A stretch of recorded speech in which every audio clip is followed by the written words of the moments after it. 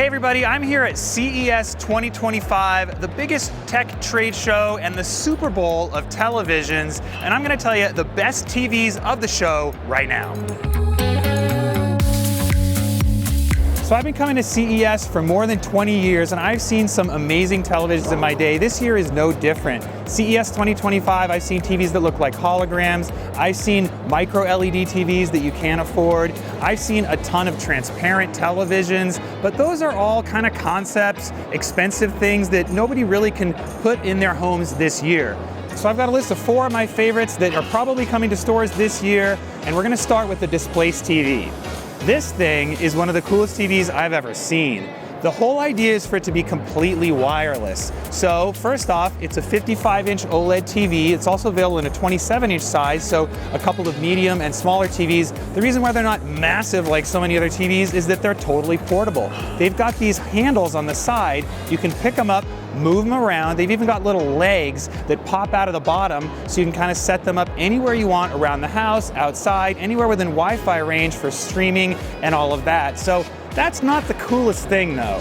The Displace TV Pro, which is the more expensive version, you can stick up on the wall with suction cups, and I did exactly that. And of course you're going, wow, this is an expensive TV, it's hanging on the wall with suction cups, why would I ever do that?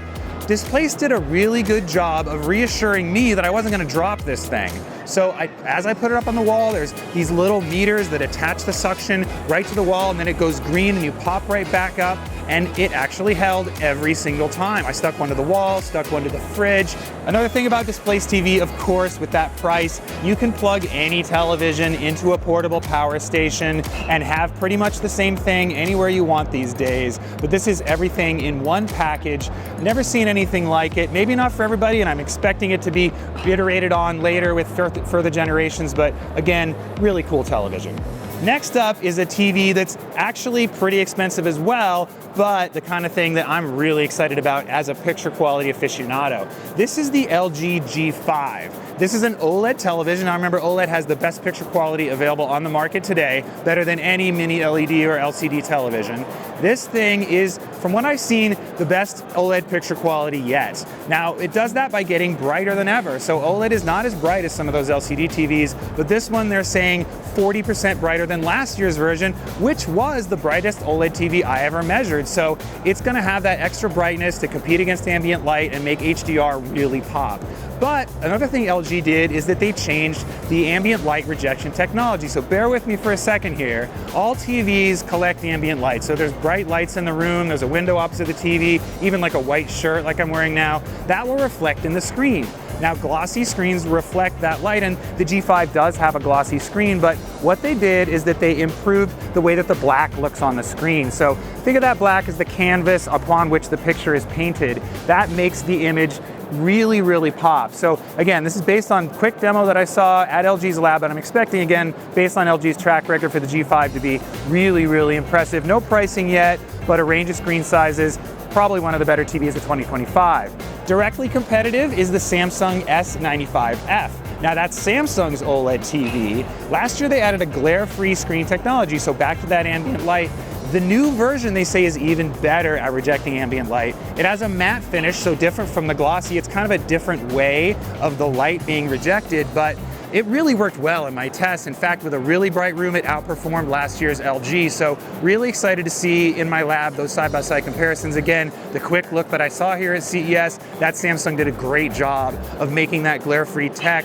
Again, make the picture pop, take that lighting and bring it down. And of course, it's got all the other amazing technology that you'd expect on a high-end OLED TV, including superb color, perfect black levels, and of course, all the connections that you'd expect. My final choice for best TV of CES 2025 is a much more affordable TV than any of those others. It's the TCL QM6K. This TV is basically already on the market. They're taking pre-orders now.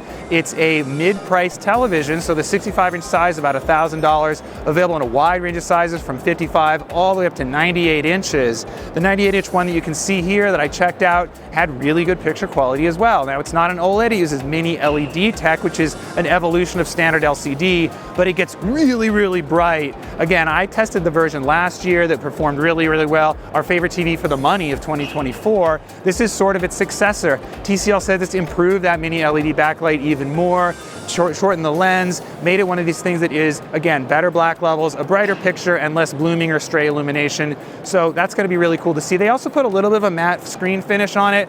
Not sure what I think about that. Again, something to test out in the lab when we get it. That's the TCL QM6K, again, our front runner for probably the best TV for the money of 2025. We'll see when we can test everything.